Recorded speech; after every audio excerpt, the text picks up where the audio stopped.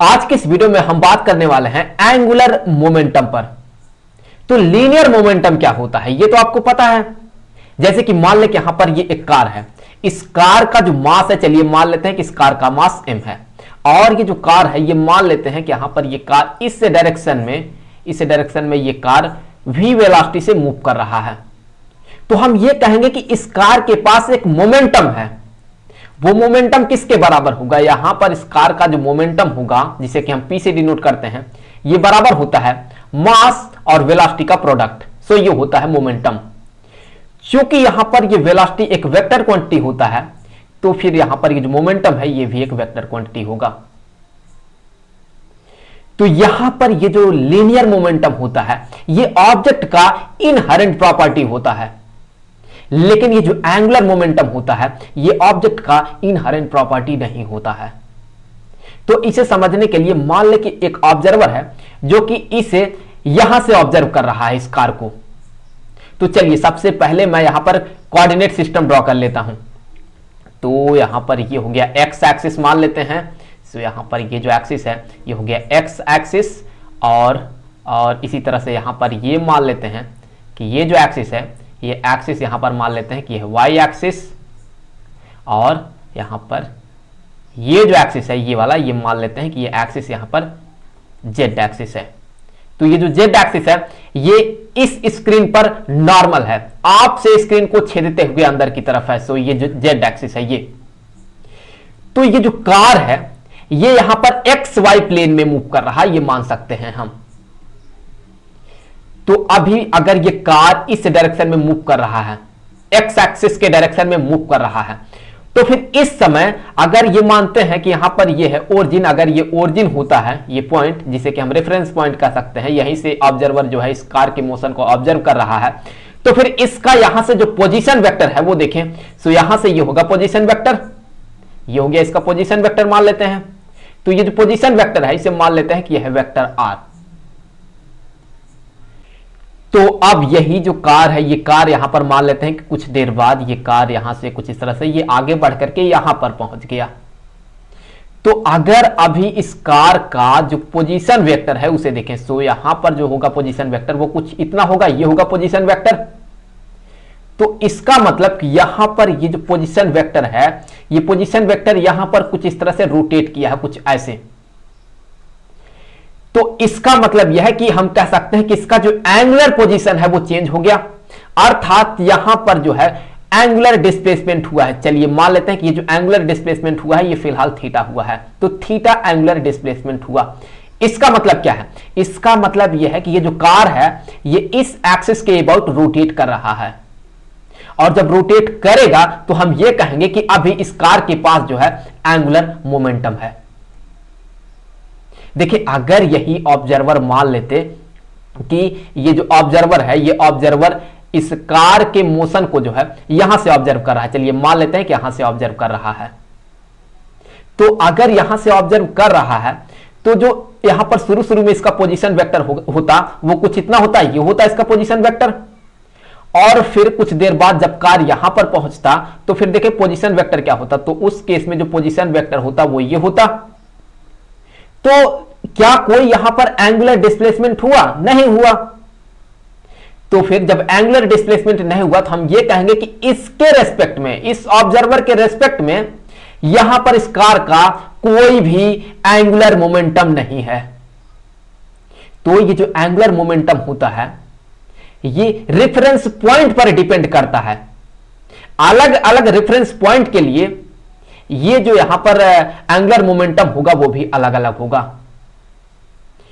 तो मैं आपको बताना ये भूल गया था कि ये जो लीनियर मोमेंटम होता है इसका भी डायरेक्शन यहां पर इस वेलोसिटी के ही डायरेक्शन में होता है। सो यहां पर हम कह सकते हैं कि जो लीनियर मोमेंटम होगा उसका भी डायरेक्शन यही होगा। सो ये लीनियर मोमेंटम का डायरेक्शन होता है। तो आगे हम यहां पर ये जो एंगुलर मोमेंटम है इसके वैल्यू को पता करेंगे कि कितना होता है, ये मैथमेटिकली कितना होता है, हम उसके लिए जो है इक्वेशन डिराइव करने वाले हैं। तो यहां पर वही कार है जिसका कि यहां पर लीनियर मोमेंटम हमने वेक्टर p माना है, और इस कार का जो पोजीशन वेक्टर है इस ओरिजिन के रेस्पेक्ट में वो हमने माना है वो है वेक्टर r। तो हमें इस कार का जो है इस ओरिजिन के रिलेटिव में जो है हम कह सकते हैं कि हमें इसका एंगुलर मोमेंटम पता करना है। तो मैं आपको बता दूं कि ये जो एंगुलर मोमेंटम होता है इसका जो मैग्नीट्यूड होता है ये बराबर होता है लीनियर मोमेंटम इनटू उस लीनियर मोमेंटम का जो परपेंडिकुलर डिस्टेंस होता है एक्सिस ऑफ रोटेशन से। तो यहां पर ये जो डिस्टेंस आपको दिख रहा है ये तो परपेंडिकुलर डिस्टेंस नहीं है, तो इसे हमें पता करना होगा कि परपेंडिकुलर डिस्टेंस यहां पर कौन सा होगा। तो इसके लिए हम क्या करेंगे, इसके लिए यहां पर ये जो वेक्टर है वेक्टर पी, इसे हम कुछ इस तरह से पीछे की तरफ बढ़ा देंगे, कुछ ऐसे। तो अब यहां पर ध्यान से देखें तो यहां से लेकर के यहां तक का ये जो डिस्टेंस होगा ये होगा परपेंडिकुलर डिस्टेंस, क्योंकि यहां पर ये जो एंगल बन रहा है ये है 90 डिग्री का। तो फिर अभी हम जो है यहां पर ये जो डिस्टेंस है ये वाला, इसे नाम दे देते हैं कि यहां पर ये जो डिस्टेंस है ये है डी। सो इसी डी को हमें पता करना है। तो अब अगर मैं यहां से इस वेक्टर पी को यहां से पैरेलली जो है इस वेक्टर को पी को जो है यहां से पैरेलली शिफ्ट करके जो है यहां पर लाता हूं, तो फिर हमने ये मान लिया है कि यहां पर ये जो एंगल बन रहा है ये वाला एंगल, ये हमने मान लिया कि यह है थीटा। तो अगर ये थीटा होता है तो इसका मतलब ये वाला लाइन और फिर यहां पर ये वाला लाइन एक दूसरे के पैरेलल होगा। क्यों? क्योंकि हमने इसी वेक्टर पी को यहां पर पैरेलली शिफ्ट करके लाया है। तो अगर ये दोनों लाइन एक दूसरे के पैरेलल है और यहां पर ये वाला एंगल अगर थीटा है तो इसका मतलब ये है कि यहां पर जो है यहां पर ये वाला जो एंगल होगा ये वाला ये भी होगा थीटा। सो यहां पर ये वाला एंगल भी होगा थीटा।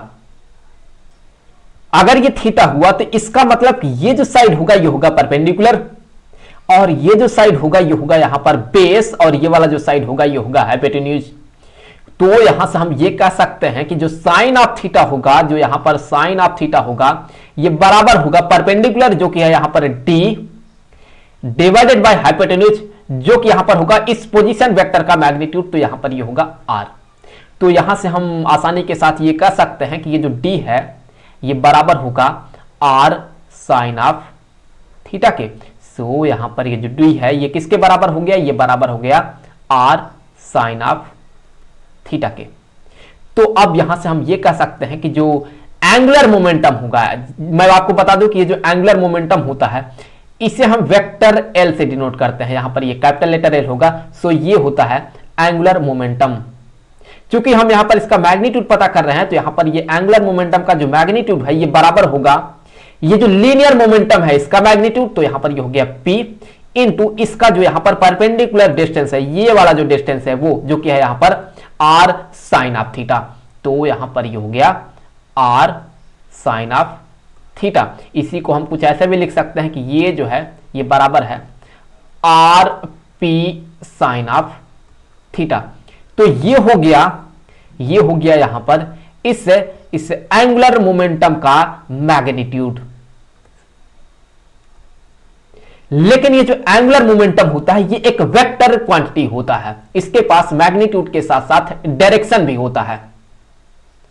तो वो डायरेक्शन क्या होता है उसे भी हमें पता करना होगा।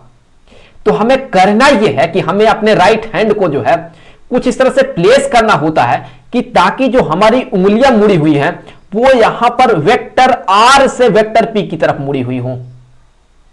तो अगर हम इस तरह से अपने राइट हैंड के उंगलियों को कुछ इस तरह से मोड़ते हैं वेक्टर आर से वेक्टर पी की तरफ, तो जो हमारा थंब होगा वो अंदर की तरफ होगा, स्क्रीन के अंदर की तरफ होगा, इस डायरेक्शन में होगा। तो वही डायरेक्शन यहां पर एंगुलर मोमेंटम के डायरेक्शन को बताता है। तो यहां पर ये जो एंगुलर मोमेंटम होगा ये होगा एक वेक्टर क्वांटिटी और ये बराबर होगा यहां पर हम कहेंगे कि यह है vector R cross vector P के बराबर। क्योंकि हम अपने राइट हैंड को वेक्टर आर से वेक्टर पी की तरफ मोड़ रहे हैं तब जाकर के हमें जो एंगुलर मोमेंटम है उसका डायरेक्शन पता चल रहा है। सो यहां पर ये हो गया इसका वेक्टर फॉर्म।